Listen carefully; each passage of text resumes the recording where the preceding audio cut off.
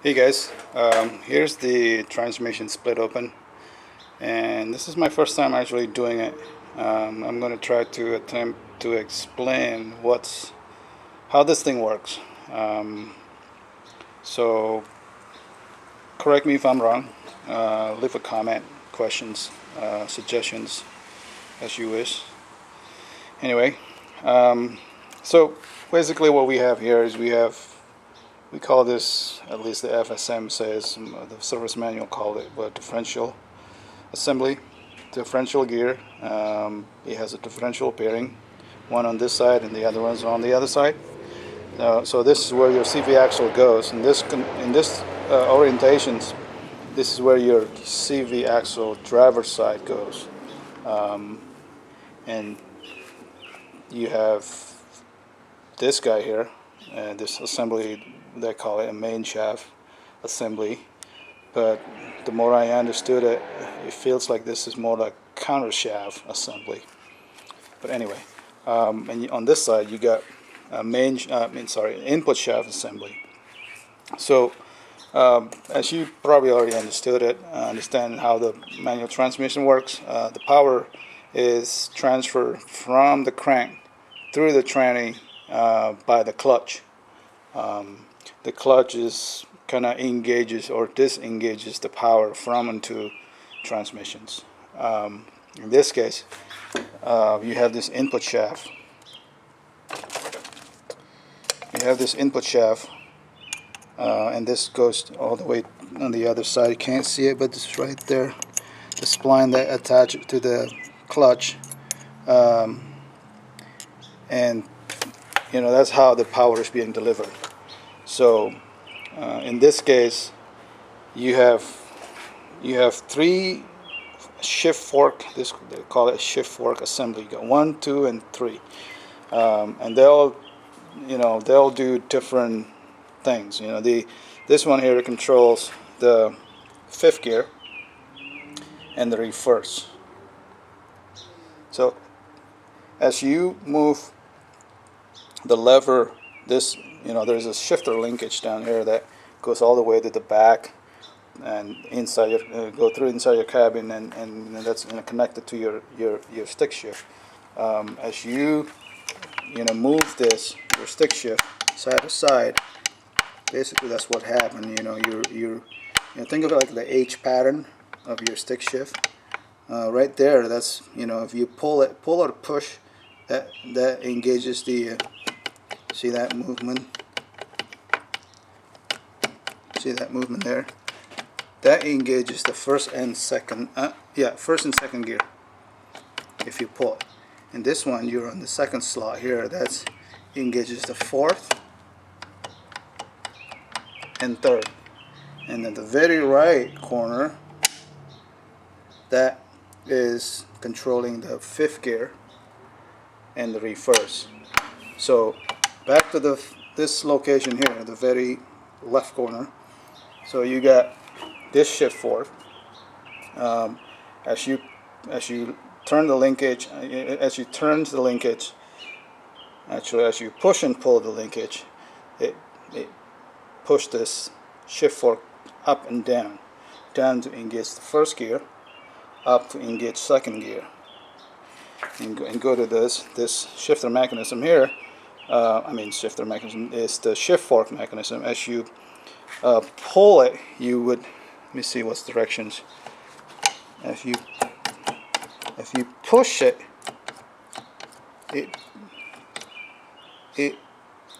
as you push it, it pushes the shift fork up, and it engages in this case, it's the fourth gear.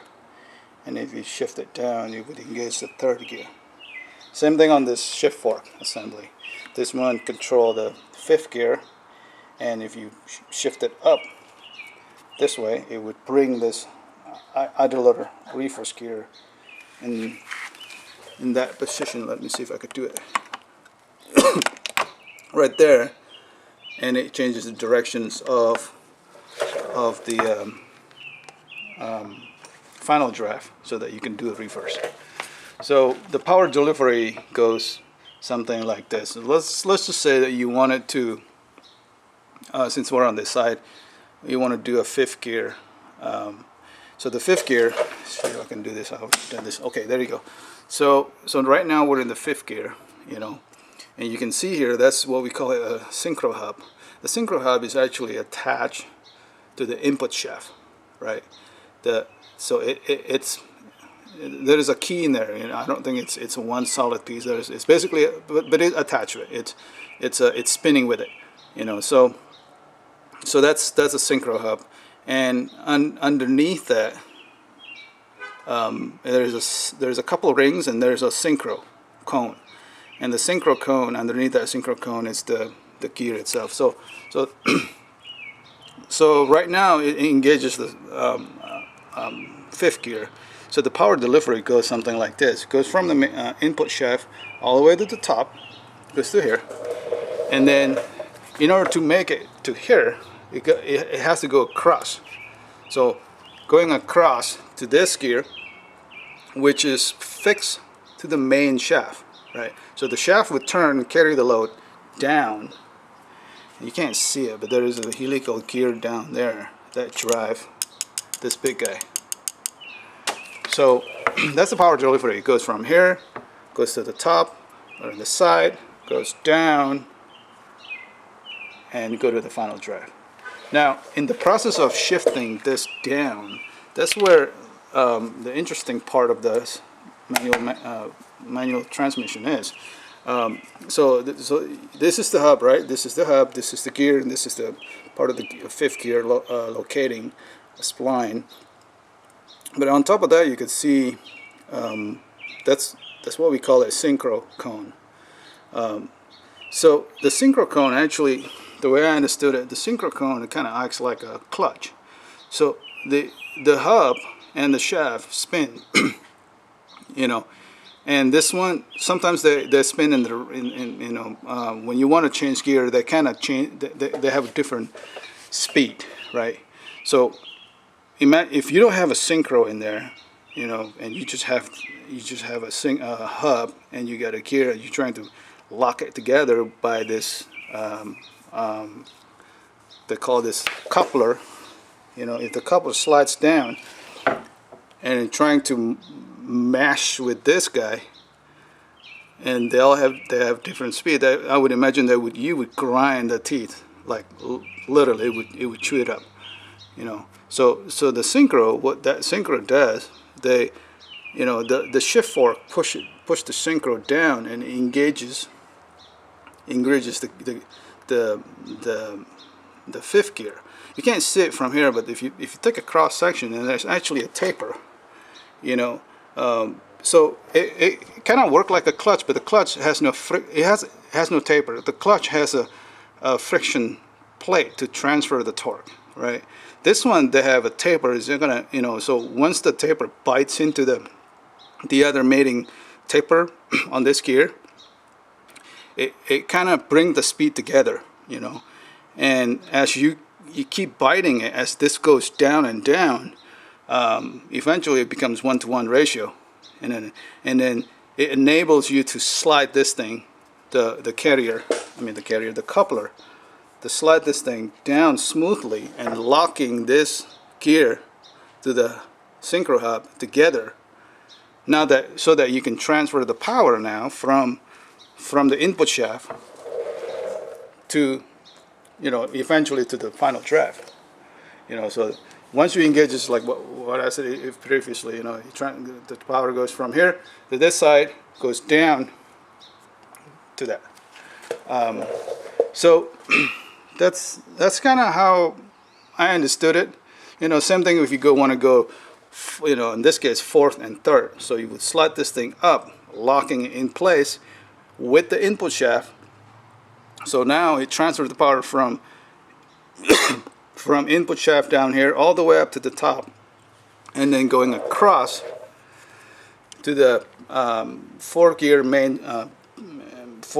the main shaft. And since this is fixed to the shaft turns and carry power all the way down, and there is a helical gear, you can't see it again, and it eventually drive this this final drive. You know, so same thing. You got fourth and third gear, and you got second and first gear. Now the second and first gear is actually, even though this configuration is a main shaft, this is it's not this second gear is not fixed to the shaft. It's still floating. You know, until you engages the fork to it, then it locks it in place, right? Because this shift fork has a hub. It has a synchro hub that is fixed also to the shaft. So once you couple it together, once you're locking it together with the hub, the gear would transfer the load. I mean, transfer the power, the torque, you know, from the input shaft, which in this case going from here on the second gear, going from here, go all the way here, and that gear there is messing with this guy, right? The second gear. Bring the powers to the side, going down to the same helical gear right there, and drive the final drive. You know, same thing as if you want to go to first gear, you slide this thing down, so you're locking the first gear to the main shaft through the shift fork and synchro hub, so that you can transfer the power from this guy, the input shaft, go straight across to here, you know, and down then to this guy. You know, same thing when you go to reverse. When you go to reverse, you basically, you know, you're transferring the power from this to here, down, go all the way to the coupler, and that coupler is connected to that bottom helical gear there, and drive the final drive in the different directions, opposite directions. So that's the way I understood it. Yeah, and as far as other features on this assembly, you got these two dowel pins, 1 and 2. That's the alignment dowel pin for the case. This guy is an important feature there. You know, this actually this plate is like a rocker arm. You know, this actually fits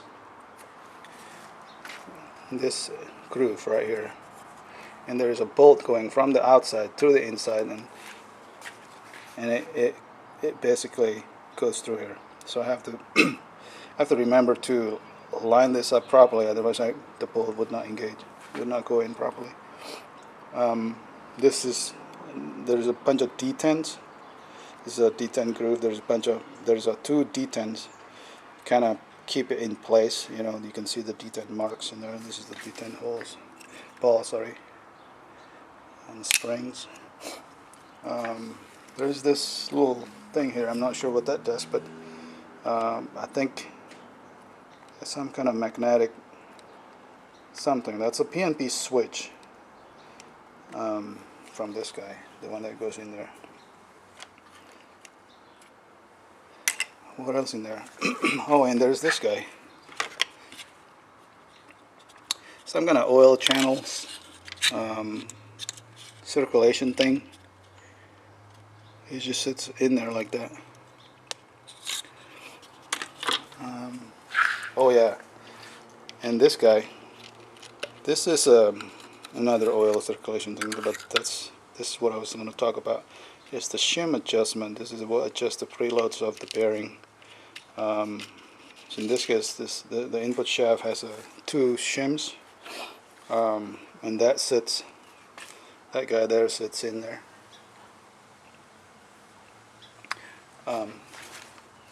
The funny thing is that the FSM calls for 2 shims on the both differential and main bearings, main bearing shaft. But I couldn't find any of that when I disassemble it. There's no shims on this and no shims on that. I look underneath here, they're not in the back there. So I'm not sure what's up with that. I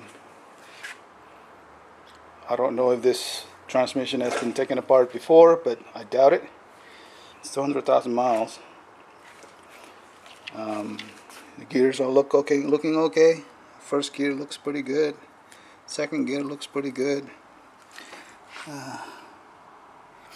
Can't see it, but you know, I was trying to look at the Synchro.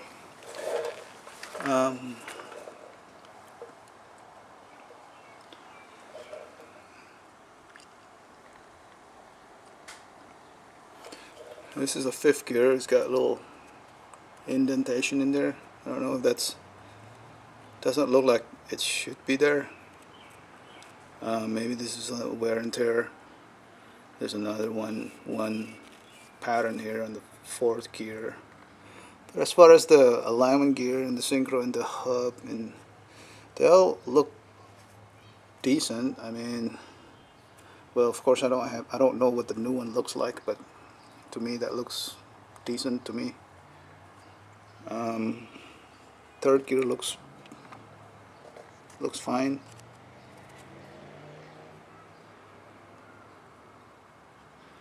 Yeah, reverse idler looks okay there. So yeah, and oh yeah, one more thing. There's a magnet that goes in there. Basically, it's basically to trap all the metal shaving. If you got any metal shaving in there, preventing from circulating all the gears. When I took it off, it's barely have any. It's barely on there. I can wipe it off. It's more like a cloud of, you know, very fine shavings. But in the process of cleaning it up, I dropped it and broke it into 3 pieces. I don't know where the other 2 pieces go. So I don't know what I'm going to do with that yet. It's probably hard to find a replacement for this, you know, magnet. And I really don't want to put just any magnet in there because it has an odd shape. It's more like a semicircle. Be a disaster if I put some kind of different shape magnet and it just fall through it and floats around and it ruins my everything in my gears and everything. So what I was planning to do is maybe replace the drain plug with a magnetic one. Yeah, or maybe add another. You know, there's wall thickness there. I don't know if it's enough to put any threads in there. I don't know, but for sure I'm gonna replace that drain plug with the magnetic ones. If I have shaving in there, and I have bigger problems to worry about. But anyway. So yeah, the goal of this project is really to replace the bearings and 3 on the other side. The symptom was kind of not grinding, but it's more or less, it's not a wheel bearing noise. It sounds like loose ball just recirculating in there. But when I open this up, at least on this side, I couldn't. All the bearings are in there and it looks pretty tight to me. So we'll see what the other side look like. But nevertheless, it's already got a new replacement bearings, and I might as well put them on in there. Hopefully that fixes the issue. Hopefully I put it back correctly and it runs. Yeah. Anyway, that's it for now. So finally I got all the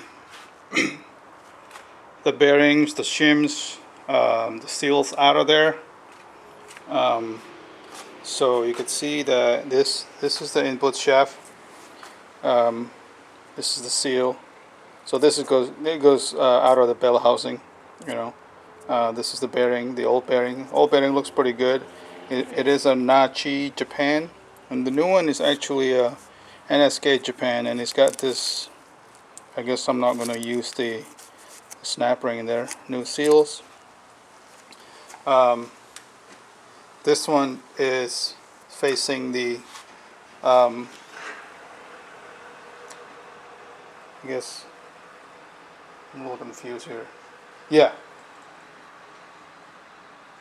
Actually, yes. So this side here, this actually fits in that hole over there, go through the bell housing. And then this side is actually facing this side. And the shims, you got two shims in there. This is a new bearing, same brand, Nachi. And you have the main shaft, this side here, that goes in the middle over there. So this would interface with the diff, I guess.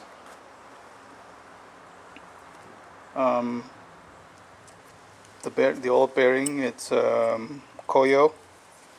For some reason this guy goes in here, it just came right out. It was pretty loose. I don't have to tap anything. I don't have to use any puller. It just came right out. And so did this race here. It literally just fell out of the middle section, bearing race hole there, without any tapping or anything like that. That's why it still looks nice. New bearings, it's NSK. This end here, it's going to be facing this guy, this slot, this hole here. Old bearing, it's the NTN bearing. This is the shims that came out of there. New bearing, and this is the diff. This side goes on that guy, so that will be the passenger side. Old bearings, new bearings in there. It's the same brand, NTN. It's got a different, no, the same part number. I don't know if you can see it. It's got the same digits, ETCR030834ST, same as that one. They both have this. Both sides have the same bearings, part number. This is the shim that came out of this. So this would be on the driver's side, CV axle. Old bearing, new bearing, shims, old seals. The seals are different. The seals on the driver's side and the passenger side is a little bit different. You can see this is the driver's side. I guess it's from this side, which is, yeah, it's on that side. And then this one is the passenger side, which is on that side. So you could see it's a little bit different. It's a little bit larger. I don't know if it's larger, but the lips are different. See that?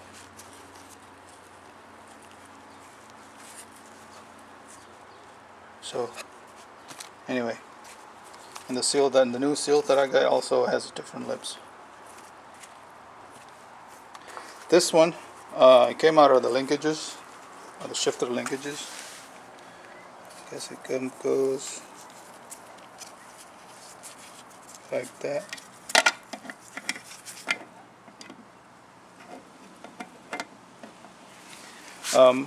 This is kind of intricate part too. It's got a ball detent. Can't see it, but right there. See if I could show you. Kind of one-handed. And there's a ball detent behind this plate. And there is a needle bearing on this guy.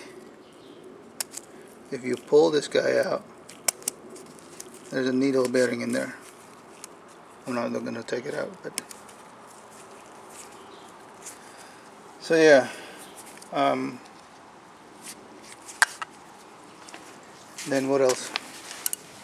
So this is the yoke. I mean, not the yoke, but the part of the shifter linkage.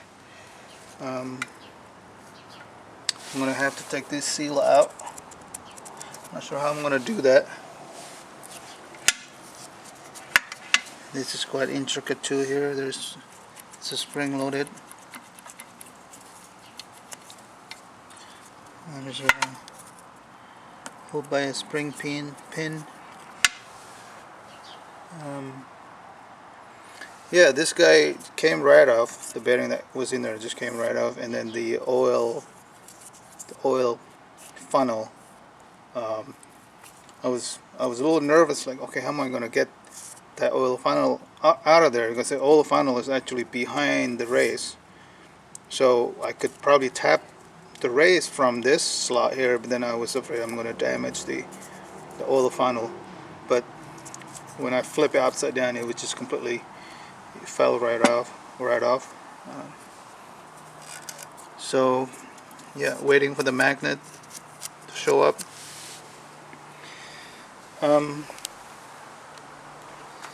Yeah, I bought a press. So handy. This bearing puller also really handy. I'm afraid. So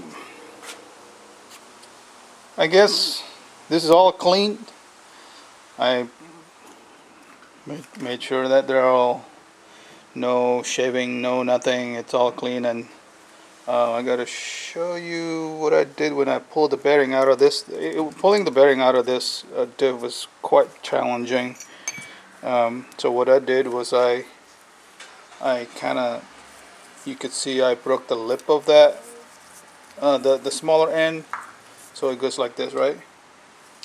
And I end up making another lip basically on both ends so that I can grab it with my job with the bearing puller.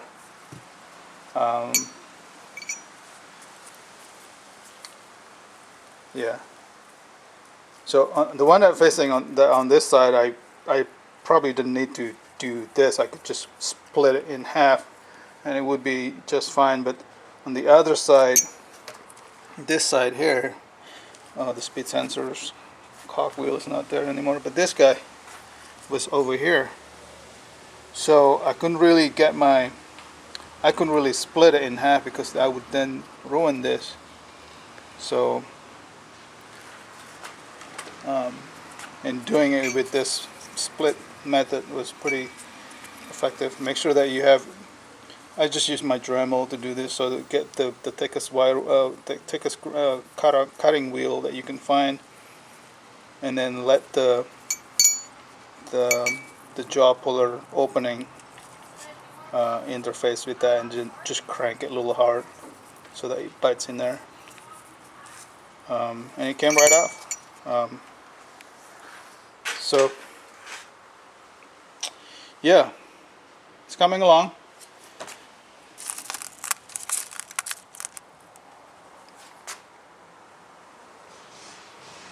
Next would be pressing all the new bearing in, and then set the preload again. Hopefully I don't need to change it.